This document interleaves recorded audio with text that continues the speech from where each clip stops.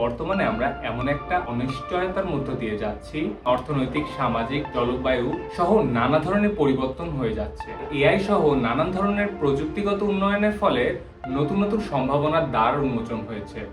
এমন একটা পিভটিং পয়েন্টে দাঁড়িয়ে সময় এসেছে আমাদের বাড়িগুলো নিয়ে নতুন করে ভাবার। অতিরিক্ত ভাড়া বাসা কিংবা কষ্টে অর্জিত টাকায় কেনা ফ্ল্যাট, নিজের পরিশ্রমে গড়া বাড়ি কি শুধুই একটা ইমোশনাল ইনভেস্টমেন্ট? সময়ের সাথে বেড়েছে চাহিদা, প্রযুক্তির ব্যবহার জীবনকে করেছে সহজ কিন্তু বাড়িয়েছে খরচ। তারই অংশ হিসেবে অনেকে বেছে নিয়েছে মিনিমালিস্ট লাইফস্টাইল, অর্থাৎ যার যতটুকু প্রয়োজন ঠিক ততটুকুই আসবাবপত্র কিংবা কাপড়, খাবার এগুলো দিয়েই তার জীবন পার করে দিচ্ছে।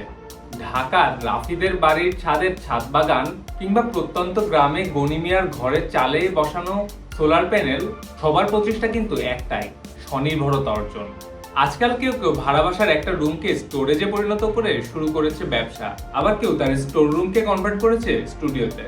চলছে কন্টেন্ট ক্রিয়েশন। আমার বিশ্বাস ভবিষ্যতের বাড়িগুলোকে হতে হবে অ্যাডাপটিভ। ব্যবহারকারীর প্রয়োজন অনুসারে করা যাবে বিভিন্ন রকম পরিবর্তন। পুরাতন ব্যবহারযোগ্য বাড়িগুলোকে না ভেঙে রিইউজ করে দিতে হবে নতুন পরিচয়। জলবায়ু পরিবর্তনের প্রভাবকে মোকাবেলা করার জন্য পরিবেশ বান্ধব নির্মাণ সামগ্রী ব্যবহারে মনোযোগী হতে হবে। যে ম্যাটেরিয়াল বারবার ইউজ করা যায় বা রিসাইকেল করা যায়, এই ধরনের ম্যাটেরিয়ালগুলোর ব্যবহার বৃদ্ধি করতে হবে। ঘরের প্রতিটি কোণায় পর্যাপ্ত আলো, বাতাস চলাচলের ব্যবস্থা নিশ্চিত করতে হবে। এতে করে আমাদের এনার্জি কনজাম্পশনও কিন্তু কমে যাবে। বর্তমানে কিন্তু green building, net zero energy building কিংবা সাস্টেনেবল বিল্ডিং এই শব্দগুলো কিন্তু বেশ সমাদৃত, অথচ আমরা বাঙালিরা ঘর বলতেই বুঝতাম গোলা ভরা ধান, গোয়াল ভরা গরু, পুকুর ভরা মাছ, চারিদিকে গাছ গাছ আর গাছ। আমরা যেন ঘুরে ফিরে সেই শেকড়ের কাছেই ফিরে যেতে চাইছি। এই পরিবর্তনটা চলমান, হয়তো ব্যাপারটা একদিনে ঘটবে না, তবে পরিবর্তন আসতেই হবে।